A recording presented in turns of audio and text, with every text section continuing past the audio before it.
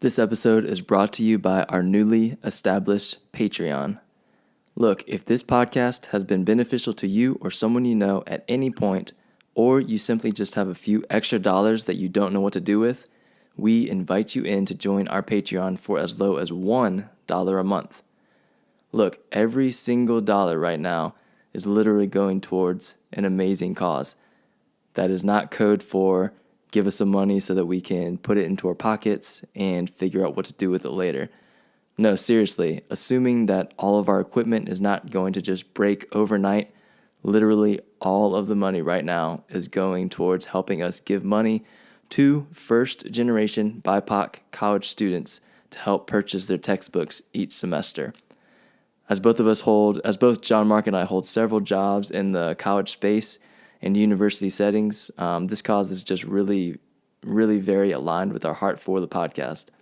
Although we are starting small, we really believe that the importance of generational change and education is a perfect way to launch this Patreon and this endeavor. So, look, if this is something you are down with, please go over to patreon.com/racially speaking right now to join that community.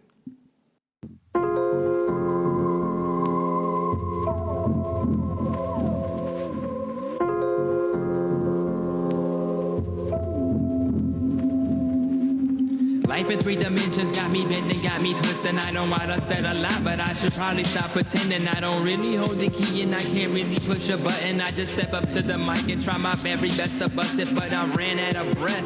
It's tight in my chest, my feet just might fail. I can't stand the pressure. All right, guys, here we are. Erin, I'm already introduced you a little bit to our listeners. We're going to jump in maybe a little quicker than we had planned to because, man, technology, what are the odds? Internet going out on my street when I'm about to hit or record or even come into the Zoom conversation. Thank you for the flexibility. And John Mark, glad we could all pull this conversation together.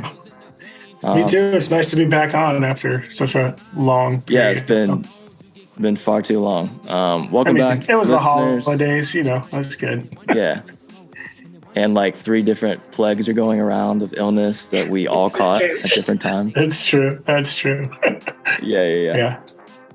All right. I've already introduced us a little bit, but Erin Worrall is with us today on this first episode back of 2023. We, as we just said, it was holidays. Everyone was sick. Maybe even sick multiple times, especially if you got little ones at home. I'm crossing my fingers. I'm currently healthy right now. You guys all look healthy. We're going to try and get through this without getting sick. But so glad to be back. It's been too long. We couldn't even pull together an end of 2022 episode, but that's okay. We like to forge our own path, John Mark. So here we go. Erin, thank you so much for being here. We're going to be a little loosey-goosey because, like I said, we're a little rusty, but I'm about it. This is going to be fun. It's so great. Yeah.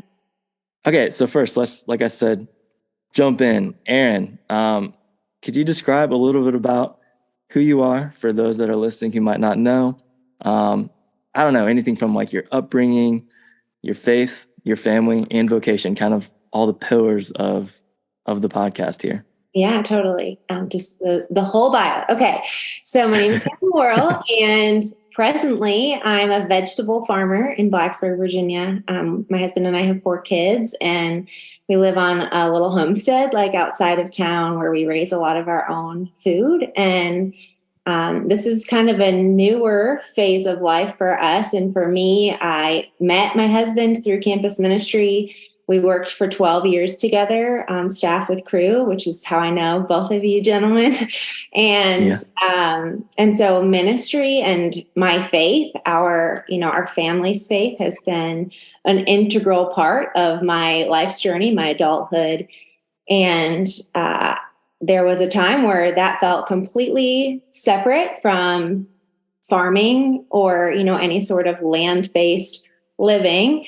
We kind of moved out here because I wanted chickens. I thought that would be fun. And we sort of fell down the producing your own food rabbit hole.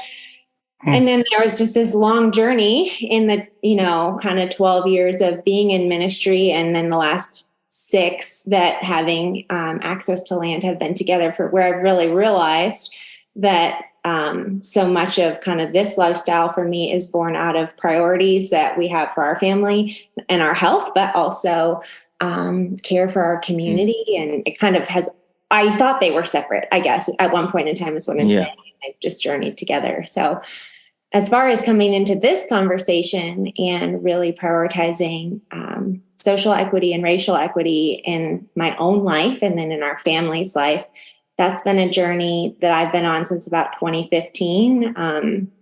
Crew did a conference for all of their staff that year and really introduced to me for the first time topics of anti-racism. And as a Christ follower, it was pretty hard to ignore the things that I was learning.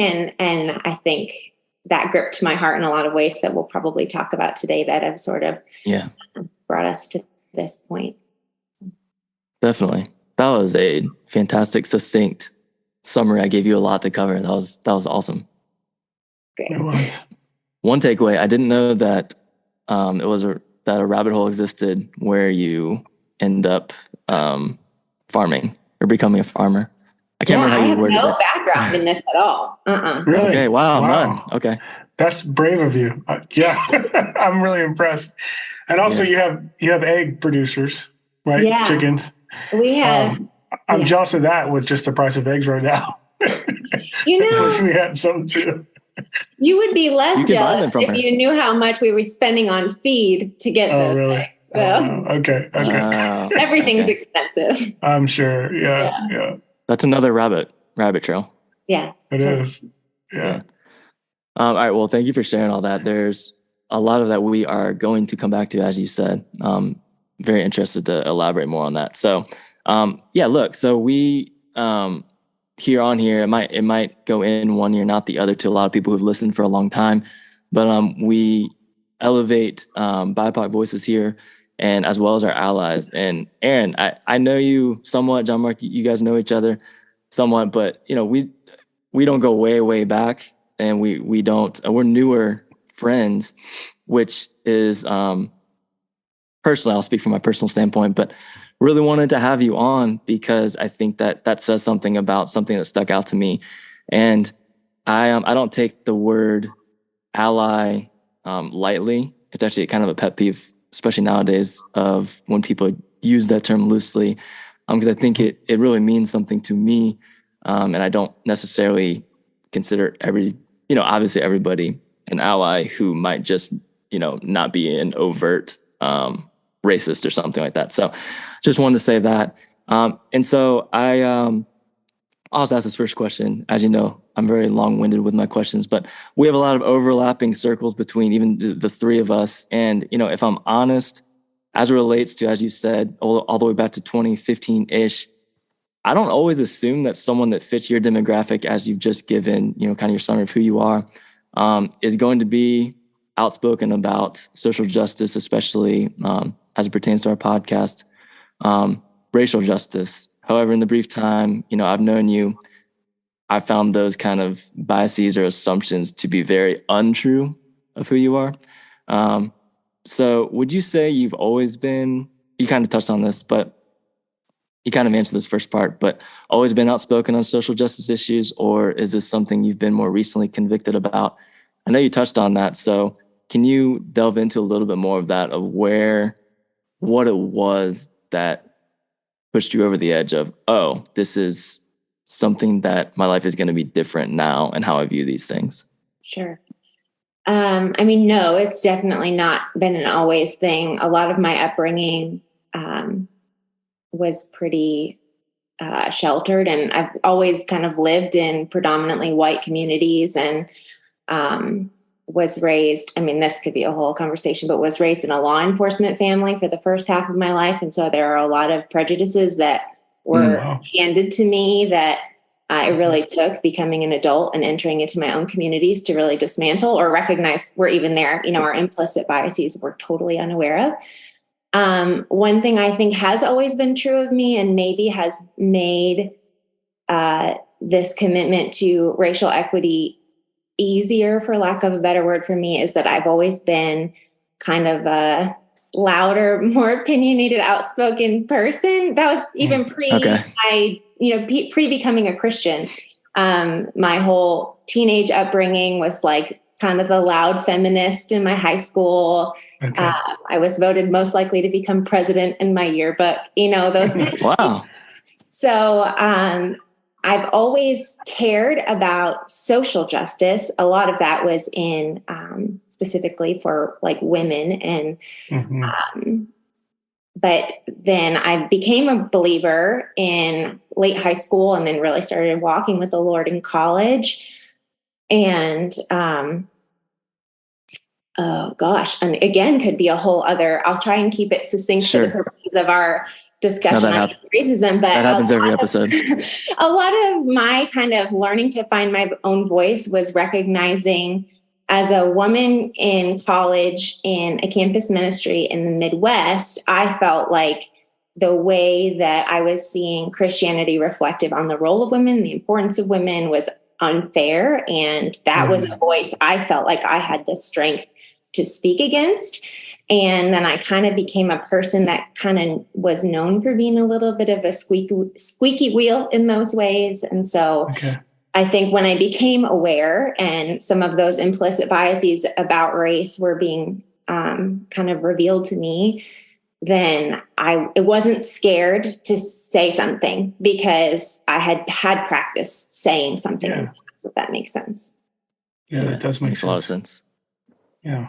Do you have something you cared about the experience of women in your Christian circles and communities and some of the imbalance and the unfairness. And so that it makes sense that you would care about other people, even though you weren't a part of the demographics that you were learning about. I see those lines. That's a cool connection. Thanks for sharing that. I know social media is kind of that's become like a contentious thing to talk about. I talk to people every day now that, are, I think on one side, because like we're in a lot of us are in the college setting, that there's a lot of pros to social media by, I guess, the up and coming generation. But then there's also started to be everyone needs to get off of it because there's too much arguing and everything's just tense and contentious right now, which I don't disagree with. I very much do see that. I also see on one side of things a lot of pros, and I'm not saying that in a sense of pro social media. Everyone needs to do more on social media by any means, teach their own on that. Something I did notice, Erin, that, I'll be honest, like stuck out to me is I can't remember how long ago, but actually I think it had to be because of what it said, but during election time, it wasn't a bunch, but a couple of times, this is the most recent presidential election. A few things you posted, I think it might have been just on stories, but so I couldn't go back, but stuck out to me that you posted, and I sensed were willing to do, even if it came with some pushback, and I'd want to ask you if you got any, but you were pretty unapologetic of putting out there and saying, speaking up for the marginalized. And specifically, what I really appreciate for somebody who I would consider a white ally is your willingness to bridge some gaps. And one of the main gaps that I was seeing a lot heading into that election, again, we're not going to get necessarily super political, but I'll just say there was a lot of a common sentiment in the circles we run in, which are largely white evangelical circles, was let's just let go, trust God with the election. That's it. No questions asked. God is above everything, and he can, so we shouldn't worry, right? A Christian sentiment that is common and that none of us disagree with. I appreciated your willingness to point out some of the expense that was going to naturally affect the marginalized with that sentiment, though. Do you remember doing that at all? I do. I feel like I remember what post you're talking. I mean, I don't remember what it said, but it being something along the lines of like how damaging it can be to just say, let go and trust God, because that is completely dismissing the fear and the pain of people who believe that a particular outcome of this election is going to truly impact their life. That both of those things can be true, and that participating in politics and caring about election results, it doesn't demonstrate a lack of faith. And in fact, when we say it doesn't matter, that we're showing that we don't care the way that it's causing a lot of pain for other people. Yeah. Wow. I appreciate it a ton seeing that, because it, I think, perfectly explains or demonstrates just this. I feel there's an unwillingness for some people who would push back on that to see the human effects of something like that, and just embracing, oh, this does impact people's everyday lives. This isn't some just distant thing for everybody. It is for some, absolutely, but it literally is impacting everyday lives of people, and your willingness to point that out above this just, well, let's just let go and, not disengage because God is all powerful. Again, not something we disagree with, but is also, I think, disingenuous, which is what you're saying, to understanding a lot of Christian principles that we, have spent, between the three of us, a lot of time studying and even teaching to others that, wait, now this is happening. It's a little bit contentious. So now we're saying to check out. I appreciated you speaking up about that. And that was a rare response, at least publicly, that I saw in circles I follow or am in. And I just want to point that out, because I think stuff like that goes a long way. And I think that can also be something that a lot of people don't realize is something that's really powerful. And it goes beyond, that's what I was going to say. It goes beyond the disagreement versus agreement. Like, I don't think that you're an ally because you agree with something political or vote how I vote, but that you pointed out the human compassionate, there's the word, compassion, that I felt like it was so void, I guess, at that time, in a lot of places where I think I expected it to be. Kind of, and John Mark, if you have anything to add to that, but I did want to press in even a little more. Well, I don't know if I have anything to add, but I do have a question. I'm sure you face pushback, and it's a scary thing to say something, right? So I think of this book that my daughter has, and it says something along the lines of, "Hey girl, you have good things to say, so say it." It's a really cute book. So I'm curious, what gives you courage to speak up? And then how have you been received just throughout your life, speaking about anything justice issues, but particularly racial justice in the past few years? So what gives you courage, and how have you been received from the people you know? Sure. What gives me courage is a combination of a few things. I mean, I'm an Enneagram 1, so I do see the world very much like there's right and there's wrong, there's black and there's white. Okay. And so to me, when something is right, there's this fundamental need and compulsion to do something about it. I just really struggle. I realize that's a personal, some people are like, if there's more nuance, I'm not the most nuanced person.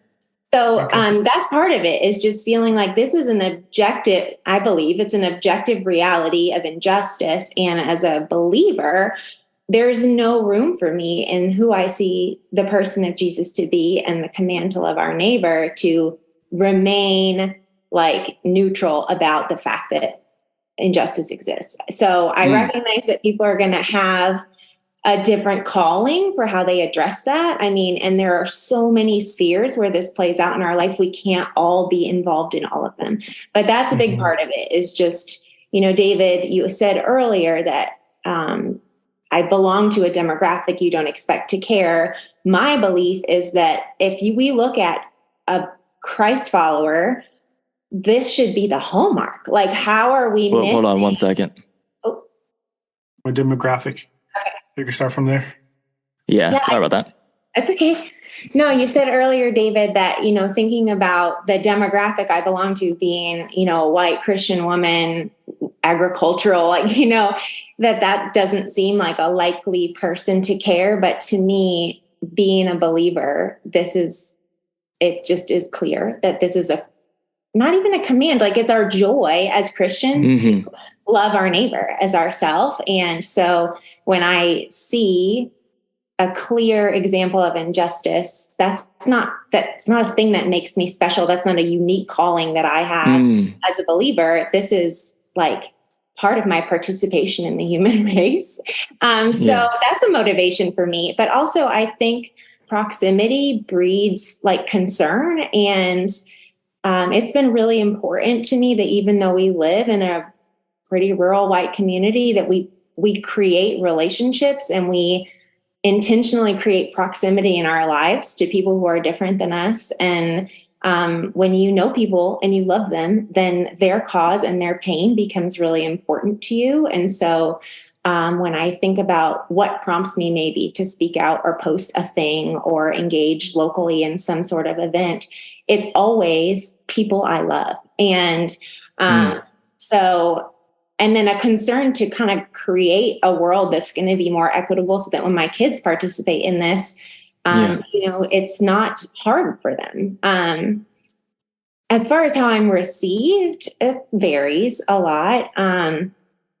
Being in ministry, and as you guys are aware, like being in a funds-based ministry where we're responsible for raising our own salary, there have been so many times through the years where I have not felt brave to speak for something that I believe is true, because it's totally possible that might mean that our paycheck gets docked in a roundabout way, because people who donate to our ministry don't want you to be political. I would argue that racial equity has nothing to do with can have a lot to do with politics, but it's not about that. Right. And so there have been times where I've not felt like I could or should say something. I still feel that way. I guess I didn't mention in my intro that I've since left ministry vocationally, but my husband still does it. And so I'm still cognizant of the fact that if I post something, that might mean a negative reaction for him. But that can't be your motivating factor, right? So there have been people, there have been friends we've lost over time. I mean, we did change churches. I'm sure David would talk about this a little bit more, but because this was something we really wanted to prioritize for our family. But ultimately, and I would consider myself an ally, but there's a discomfort as a white woman coming onto a podcast with two men of color I super respect, having conversations about race, recognizing like I don't consider myself to be a hero or like I'm here in support and to uplift people, that whose experiences I just recognize I've been privileged to not experience. And so ultimately, when I make a decision to stand out or stand up for something, or even work on my own internal like biases or anti-racism work, it's because it's not about me. And so if I get pushed back or I lose a relationship, then, that's, yeah.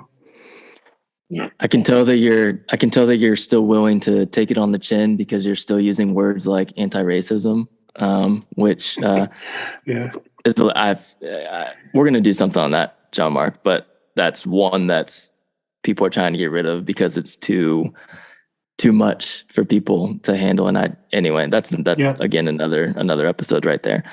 I appreciate your willingness to use that term too. Yeah. Yes, absolutely. Yeah, I mean, you touched on that thing. It's worth pointing out. So, you touched on lost relationship, and then even at the economic level, and that's something the three of us can commiserate on. With for those who don't know, we work, or Erin used to work in college ministry, and part of that is essentially, we're doing missions, and so we're raising support to do our jobs. And yes, I've personally been asked that question a handful of times. Aren't you worried about losing your supporters and losing money? And I think I would answer that in similar, like I don't take that lightly, but I would answer, and I think have arrived at the same conclusion as you have, Erin, of, I don't take that lightly. I got to eat, got to pay bills, got to provide for family and whatnot. That I don't take that lightly, but if that's the driving factor, then nothing's ever going to change. And I politely answer that also as time has gone on, with saying at the same time, I also don't care, in the sense of, I do care. I don't want anything to happen to my stability, financial stability, but I also don't care and can't care in a sense of, doesn't that say more about those that would drop off because of speaking up about something that I think you put so perfectly, and that's how I feel too, of something so objectively right to speak up about. I think it's both racial issues, racial justice is political because it just is, but it shouldn't be. Yeah. And so I definitely resonate with what you're saying of it. It does take a sacrifice, but it's not a sacrifice that is one, I think as Christians, we should be unwilling to take. And in fact, I think it's not just, we shouldn't be unwilling to do it, but it's something that we just, as clear as day should be willing to do. It's not, I think race often is the exception that people like to put in front of us. Well, I'm not gonna go there. Let's figure out how, at times that scripture actually isn't talking about doing this. And it's like, no, it is, it actually fits. I get asked, I don't know if you guys can resonate with this, but I get asked questions of, well, what are your go-to passages for racial justice or Jesus's heart for justice as it pertains to race? And I'll be honest, this sounds like maybe I'm looking for a fight, but I'm not. But I've started to say, where is it not? Because there's not like a handful of top five verses where he brings it up, but it's like, it's beginning to end everywhere. It is Scripture. The gospel. It is throughout Scripture. Yeah.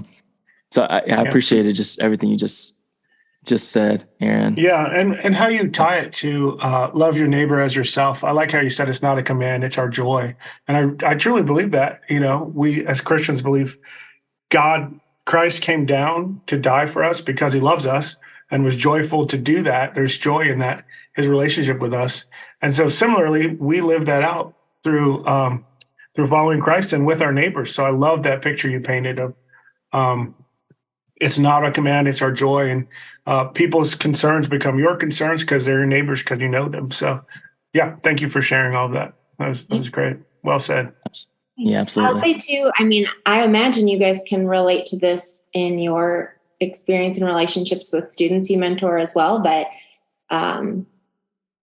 I think that because voices like ours aren't, they're less common in the Christian leadership sphere, then when I do say something, for every negative reaction I might get, I get, 5 messages from students that have graduated from our ministry, or, the younger men and women that are like, I feel really grateful to see somebody willing to say something, either because it impacts me personally or because I want to learn how to do that. And so, it's just not hard, I guess. Yeah, that's encouraging to hear. Yeah, absolutely. Awesome. And I think makes perfect sense in hindsight, because when I can definitely resonate with that. That's the fruit of the marginalized being spoken up for when they haven't. That's why they're on the margins. And so it's natural. I think people can also get confused that with that happening versus attributing it to, oh, well, this is just the new, dare I say, woke culture, or the new, Gen Z culture. All they care about is activism and being left-leaning and stuff like that. And are there cases where that's true? Absolutely. But to attribute it to only that, and it not being the former of people being, empowered and lifted up, who have been on the margins for so long. I think that's what keeps me going in a lot of ways when I hear people say, oh man, that keeps me doing, what we do with ministry even. That's a lot of it of, oh, I didn't even know I needed to be spoken up for in that way, or just seeing representation in different ways from up front or in spaces.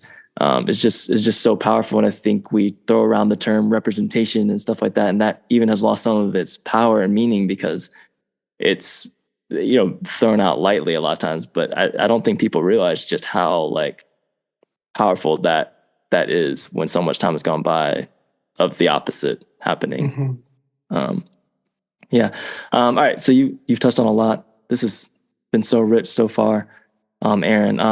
So you and I have been, like I said, we're newer friends. We've run in the same circles for a very long time, but we've recently been part of planning a church out your way together here in Blacksburg that is really heavily focused on multi-ethnicity. And like you said, we're in the New River Valley in Virginia, not a super diverse area. I don't think anyone's thinking of the New River Valley as like the mecca for multi-ethnicity by any means. And so this is a pretty audacious thing that we've jumped on board to do. But for similar and different reasons, Erin, we've has decided to go down this road. And I'd wonder from your experience, what would you say that's been like for you pursuing this new community and the shout out to the Vine, but the church that we've started to be a part of just this past year? It's been only a few months. Only a few months that we've officially been launched, but yeah. Baby church. It's really exciting. I think it's a super exciting time. No, the New River Valley is not the most diverse area, but certainly there are plenty of non-white people and plenty of non-white believers. And I think it's a commonality of human nature that people kind of tend to stick to what feels comfortable to them. And the Vine's kind of shaking it up to say like, hey, there's no lack of great churches in the area. There's no lack of Bible preaching churches in the area. But this is something that's lacking, is this intentional commitment, kind of as you touched on before, to not separate. This isn't some woke culture thing. It's not that social justice is an addendum to the gospel, but that we believe that the truest, fruition of the gospel in our community is going to be when we come together and create something on purpose. And so I think it's really exciting. It's been fun to see, families come together. It's fun to learn underneath non-white teachers for me. That's a new thing in my church, and I love it. It's great. Yeah, that's awesome. Yeah, it's been amazing. I was going to ask you, is this the first time you've been under non-white male leadership from a pastoral standpoint? Yeah. Okay. Are there any things, I'm putting you on the spot, I didn't give you this pre-written or anything, but you said it's been great. Can you even be a little more specific, like what has stuck out to you about that being different than your experience in the church beforehand? It's a good question. I don't know that I could come up with a specific example like of this nugget I received because of it, but there's a few things I think that happen when we put ourselves under the leadership of people who are different than us, whether that's men being led by women or white people being led by people of color. Especially for someone in majority culture, it just requires that you take a position of humility that feels different if you've never experienced it before. Not it shouldn't, but it does. But also, our Black pastor is coming from a different cultural context, even within the New River Valley, than I am. And so there might be ways that he interprets scripture that, traditionally are a little different than I've experienced before. Or there's just all kinds of ways that I think it makes the word richer to hear from different people and perspectives. Our worship team is really diverse. And so that might mean that music just is, it becomes lively in a different way, or than, my more super traditional all white church that we came from would have experienced it. And so it just creates a richness of experience where it's like, this isn't the way I've always done it or always experienced it at church. And it makes it feel fresh and exciting and helps you learn things in a different way. Yeah. And I think part of your heart that you shared earlier, when get to know people, you get to care about what they care about. So, even you getting to know your pastor, who's from a different cultural background in your same area, now probably lets you see things in your area, needs of people in your area that you can now care about more because of that relationship. So I think it's a beautiful picture of unity and caring for each other in a Christ-centered community. So thanks for sharing that. And also, I'm going to say this. I'm a fan of old white people hymns, and I also like gospel music. I love Yeah, but it's awesome that, you get to have a different music and worship experience too. So, yeah. Yeah. No, that's great. Yeah, multi-ethnicity should not be synonymous with anti-white culture or anti-white people. Yeah.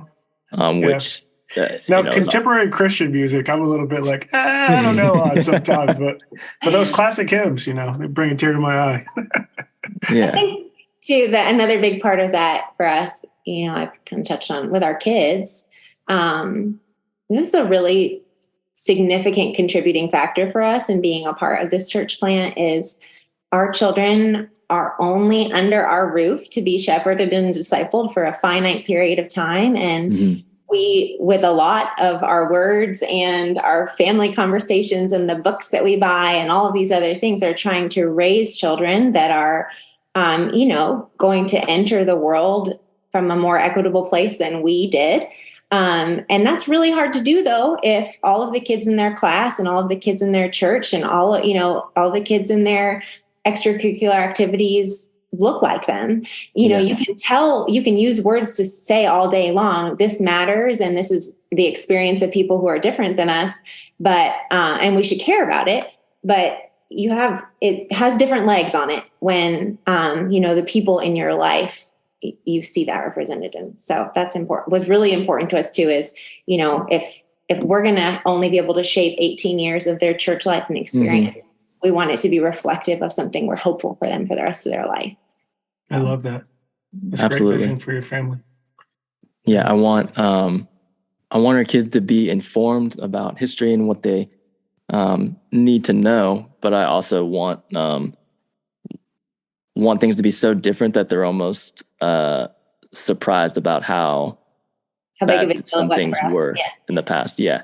I mean, for us, but like in the past, like the main time I let things like quote unquote bad words fly in the house is when it's, about something like racism or sexism or something, like when we talk about history or, my 6-year-old, Ollie has learned about Dr. King and we'll have questions and then I'll explain some of it. And he refers to when I'll explain, the bus boycotts and just, racism, essentially any basic thing. And his reaction is just kind of just what, like how, why would people ever think that? And he always says, that's super stupid. And I just say, yep. And of course he likes that he can bring it up and be able to say stupid, but I'm like, say stupid, if that's the main thing that he thinks about it, I'm like, sure. It is stupid. That's a good word for that. Super stupid. So he gets a kick out of that, awesome. as do I. But yeah, absolutely. So you brought up, led us into the next thing I wanted to ask you about, Erin. So you and Brian, your husband, you have 4 kids. You've been part of the foster care system, and you've adopted one of your children. On that note, I wanted you to talk about your family, and you've touched on how you have conversations and raise your family to care about these issues.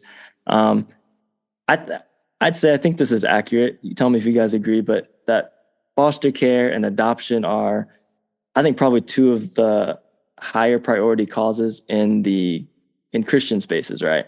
They're very much the things that are brought up and advocated for, at least by word, especially in white evangelical circles. But why do you think that both that is true, but that there's also what I would say a chasmic divide between how those same spaces care, I'd say statistically, least for something like racial justice? I mean, I get that from a lot of books and resources, but one of the go-to ones is Divided by Faith by, I think, Emerson is his last name, Dr. Emerson, where he breaks this stuff down of years and years of research of showing that as different elements in surveys are given, like the more Christian or the more evangelical and the more white along racial lines specifically, there's more and more pushback just subconsciously even to caring about something social justice. And he breaks it down a lot in that book by denomination, stuff like that. Anyway, I think the divide is widest, widest, in some of these same circles that I think would also at the same time elevate, adoption and foster care kind of with like a rainbows and butterflies perspective. So that was a lot, but what are your thoughts on that from your standpoint? Well, at risk of alienating someone with the directness with which I believe this, I think a lot of it's rooted in white supremacy, subconsciously, but I think a huge amount of the motive for Christians wanting to adopt or be in foster care, at the heart of it, comes down to this belief that we can be a savior.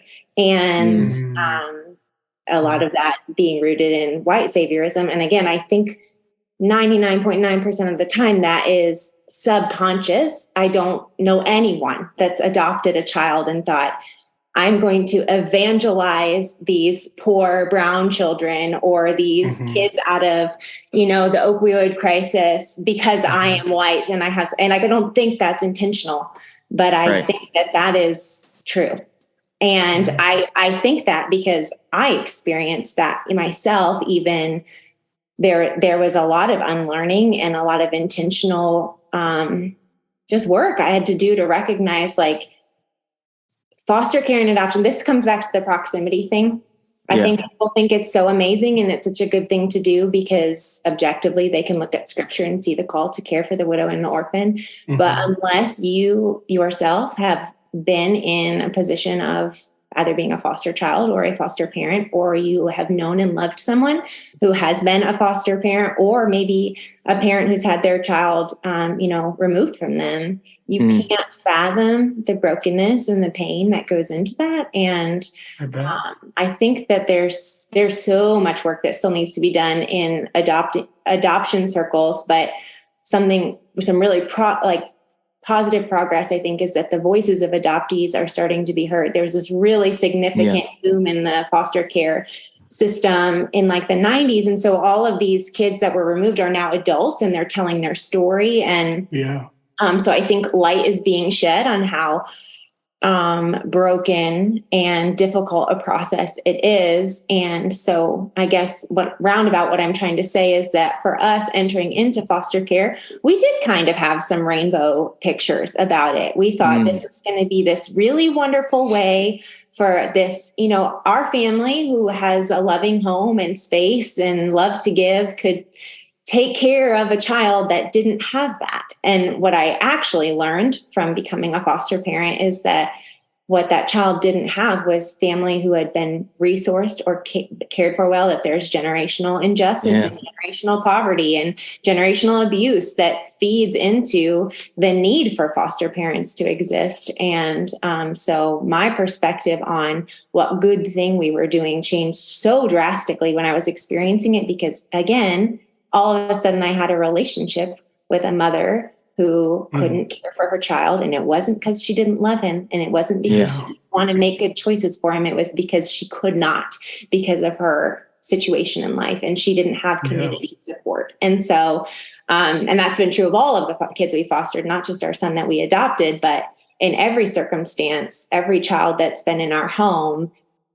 What that's done for me as a mother is saw a mom that just was not privileged to be given the resources that I was. And So I don't know if I've answered the question you asked, but what I think it is that Christians think it's really easy to platform and put like a hero label on foster care and adoption because they're not close to it. And I think when you become close to it and you see people doing it, you recognize this is really difficult and actually is inextricably linked from issues of social justice. Yeah, that's well said. Yeah. Wow. Wow. Wow. Yeah. I love that. Not even just from what you only said, but I'm really blessed to have a lot of people even in addition to you all in my community and circles I run in who are part of the foster care system. And what stuck out to me, what I've learned from you all is a lot, but I think one of the biggest takeaways is how much of it is advocacy for, or should be at least, advocacy for the family losing, whether it's temporarily or permanently, their child or children. And it's not just, it's literally the opposite of what you're saying, of the white savior complex that that term shouldn't just be frowned upon, but it should be looked at as like, okay, it literally is not this. Like, if that's what you think it is, you need to unlearn that. I like that you said unlearn even, and that it can be subtle. It's not like an overt, people aren't coming in saying, I'm white, I need to save all the brown kids, and let's call it a day. It's much more nuanced than that. So yeah, I think that's great. Would you say that if there was like one takeaway, which I know is putting it very simplistically, saying to someone that maybe is thinking about fostering, or maybe even in the middle of it, that would be an X factor for them to know that it's how much of it is actually advocacy for not only the children, but the family that they're coming from? Yeah, 100%. I get a lot of outreach from people who, especially, when you become in your 30s, you have lots of friends that struggle with infertility. And I get a lot of questions like, we're unable to get pregnant. We're thinking about adoption. We're thinking we might adopt through foster care because, it's accessible or it's easier or whatever. And the first thing that I say to someone in that position is, foster to adopt doesn't exist. Like that is not, it's not a free adoption system that if you want to enter into foster care, like your priority commitment needs to be reunification. Otherwise you're totally unable to do your job, right? Because if the moment a child comes into your home and you don't know the day that a kid is removed, if they're going to be there a week or a year, how can you care for them and care for yourself in your own heart if that day they arrive, you're hoping that their family will fall apart and they can be your kid, If you think about it through that objective lens, like as a parent now, imagining what if you were in a position where you just needed help and someone was going to care for your kid for a week so you could find the resources you needed to get back on your feet. If their expectation the day that your kid came in their house is, I want to keep them, you'd be like, are you out of your mind? Like, that's my child.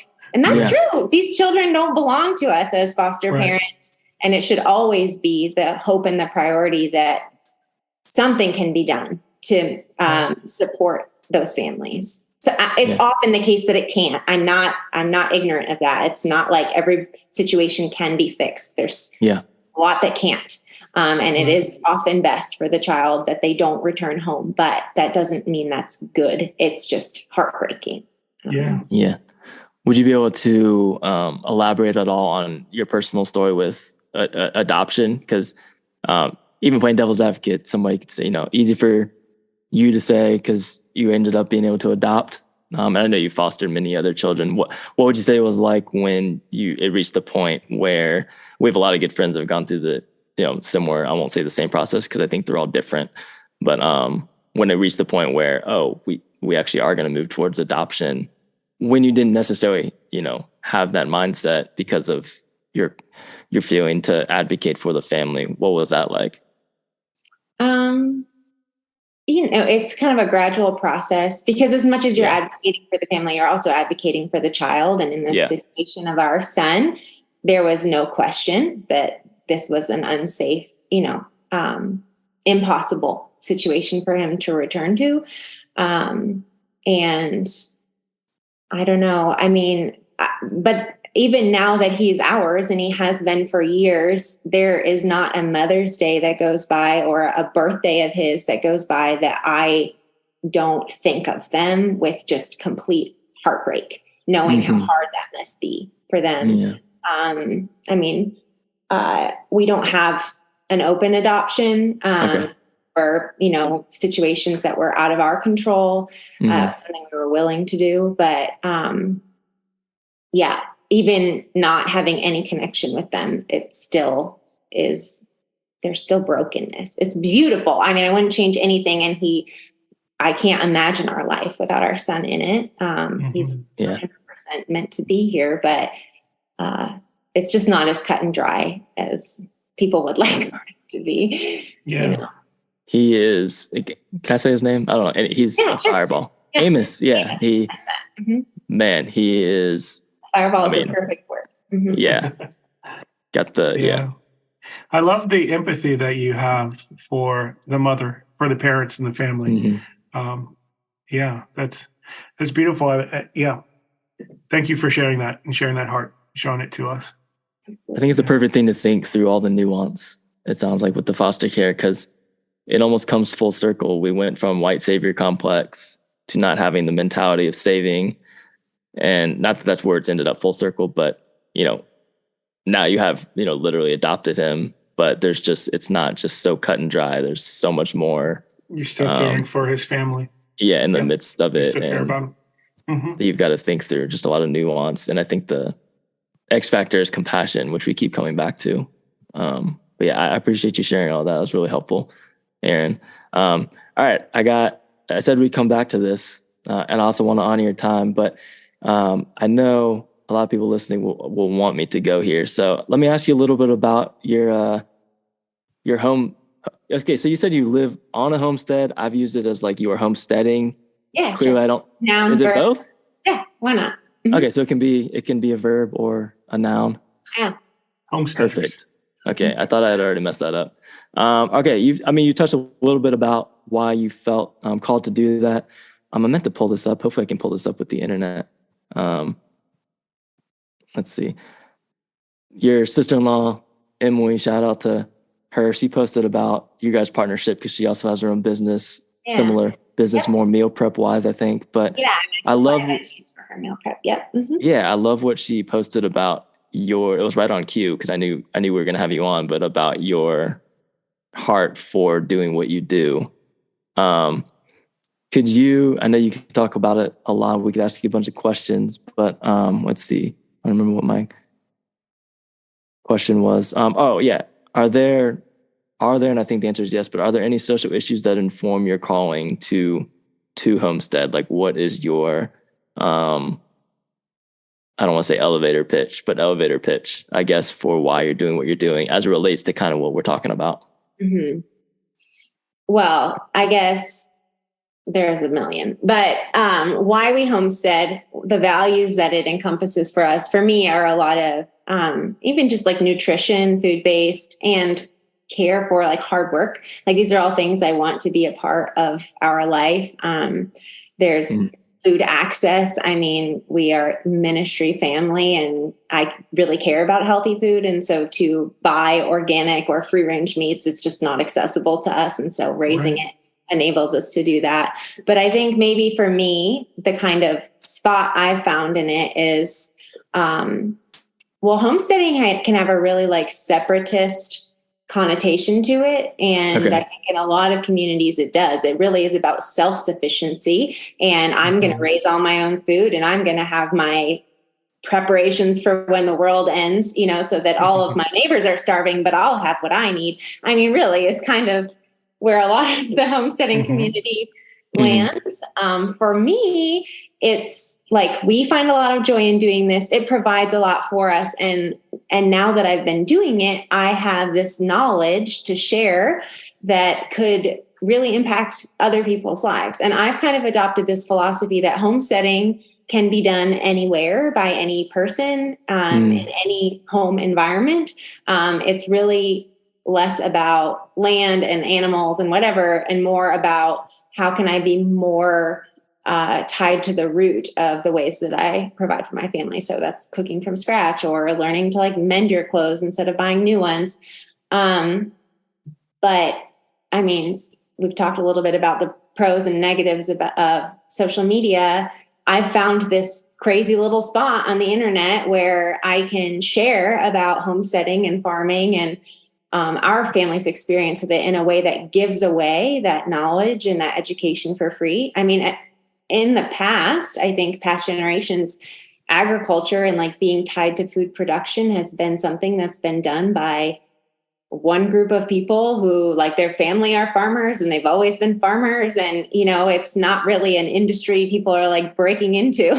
But there's this kind of shift in food production that's more about small, localized, even people like really started to learn to garden during COVID and stuff. And so I've found this little spot where I can give away what I've learned knowledge-wise. This is how I plant this particular vegetable, and it empowers people to do it for themselves. And so, it has a lot of like intersecting factors, but for me, being a part of empowering a community to care for themselves and sharing, what you have is, I do that with the actual food I grow, but then also the knowledge for how others could do it themselves, I think enriches people's lives and helps meet a need they have. And it also just adds a lot of joy and value to your existence. If you've ever grown something and then eaten it, you'd be like, yes, I know exactly what you're talking about, Erin. It's so fulfilling. So That's I awesome. like being able to encourage other people to do that. That's awesome. I love hearing that. Yeah, personally, I've benefited from your vocation literally today because of sourdough. Oh, It's a new world. I know it's the entry level entrance into what you're doing, but I'd say my wife and I are probably the least likely to homestead. That's what we'd be voted as superlative wise. And it is accessible, like you said, for anybody because, and she would be fine with me saying this, but my wife, decided she could do it and she's kept to it. It's been amazing. It's been, therapeutic for her in some dark times, actually going through the process. And then it's also, been, I think, delicious for our kids. It's like their favorite thing to eat, selfishly for myself as well. And then I know people in our community, the same thing, like it's like going through tough times. I saw John Mark had to dip out, but it's been like therapy for people. And we love bread already, but there's something about the process that I still am pretty ignorant to. I'll give my hand in a little bit every now and then, but yeah, my wife loves it. It's been great. So I'll say that. And then also I finally pulled it up, but on I love everything you said, but I love what Emily Worrall at Time and Table said. And these are your words. I love farming for the connection I'm able to make between real people and the food on their table. I believe that eating is a pretty sacred thing, and preparing a meal for yourself or others is an act of love.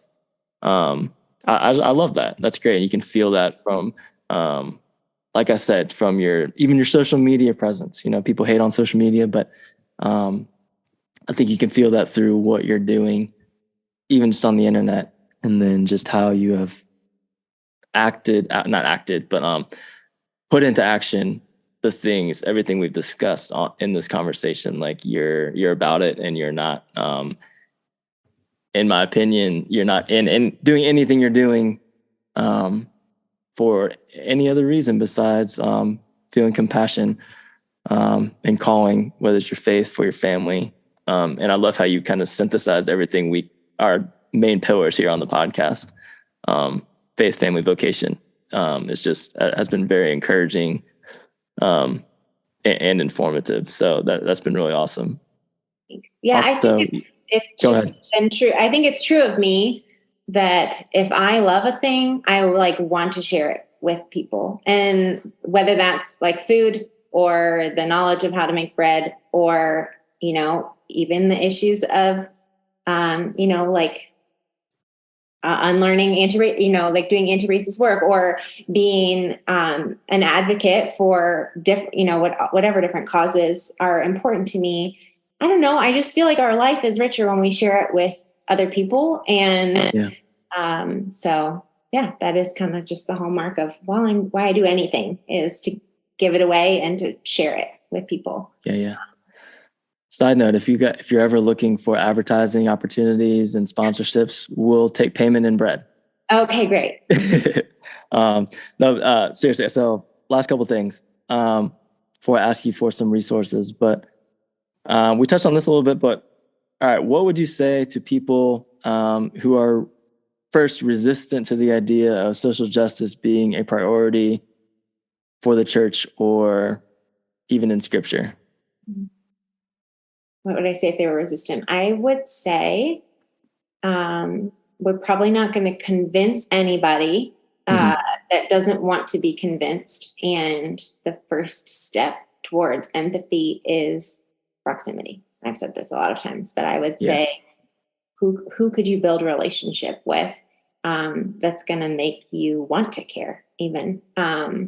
So I would maybe encourage people who are curious about why this should matter to widen their circle. And Gotcha. think growth starts there. Proximity. Perfect. All right. And one step further, which I think maybe even a handful of people listening might even find themselves in this camp, but what would you say to people who are maybe a little more well-meaning and less resistant, but can't get past the, I don't think that's my place, or that would be too difficult mentality? Well,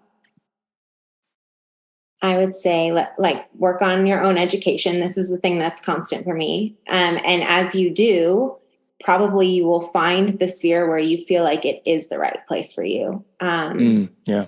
You know, even thinking about areas of racial equity, and things I care about, I could think about that in the context of food access. I could think about it in the context of land access for Black farmers. I could think about it in the context of foster care. You know, like my life alone and my small experience, there are 100 ways that I might see injustice being played out. And I'm not capable of advocating in every one of those lanes myself. And mine is only one story. So I would encourage people to think about maybe the thing that they feel most passionate about, and they feel like they do have maybe a stronger sense of their own voice, and start listening to people of color in that experience. You know, for me right now, I'm really trying to be mindful of how I can be an ally in the space of agriculture. But I'm a new farmer. And so for me, that starts with listening to, reading books by, finding podcasts by women farmers, farmers of color, LGBTQ farmers, and even just hearing their stories. And then I think that part of that, you find action points as you become more aware. And so I would say pick a place in your own life that's relevant and start listening to the voices that are already speaking in that area. And then maybe you'll be more brave there. All right. Last thing, you brought it up. So what are a few recommendations that people should check out for resources? For racial equity in general, or like, what am I into right now? More in your wheelhouse, what you just kind of alluded to. Okay. Right now I just started a book called Farming While Black by Leah Penniman. She has a really amazing farm in upstate New York that is centered predominantly around creating a safe place for Black farmers to learn how to become farmers. And it's super integrated with more Indigenous practices and things like that. So she's a voice I'm really excited to listen to right now. And then there are even poets and more like naturalistic writers, Indigenous writers. I love Robin Wall Kimmerer. There's this book called Braiding Sweetgrass, and it's kind of, then when we were talking before about listening to and learning under people of a different culture, I think that's been really a big resource for me. Did you say braiding sweetgrass? Braiding, like your hair. Oh, braiding. Okay. Yeah. Gotcha. Awesome. Those are books, right? Yep. You said, you mentioned a couple of podcasts. Trying to think if there are. I don't know of any farming podcasts in particular that are centered around anti-racism work, but no. Doesn't have to be racism necessarily. But those books are a great start. Mm-hmm. Awesome. Man, this has been great. Thank you so much for coming on. Well, first, I feel like I say this every time and I really mean it, because I feel like we could always talk more to everyone we have on, but we'd love to have you back sometime to, even check in about how things are going. Because like you said, you're a new farmer, and I know you're a sponge, like soaking up all the new information on what everything. I love a new adventure for sure. Yeah. So cool. I don't even know how much time I've stolen away from you, because usually I have something on I've given all of it willingly.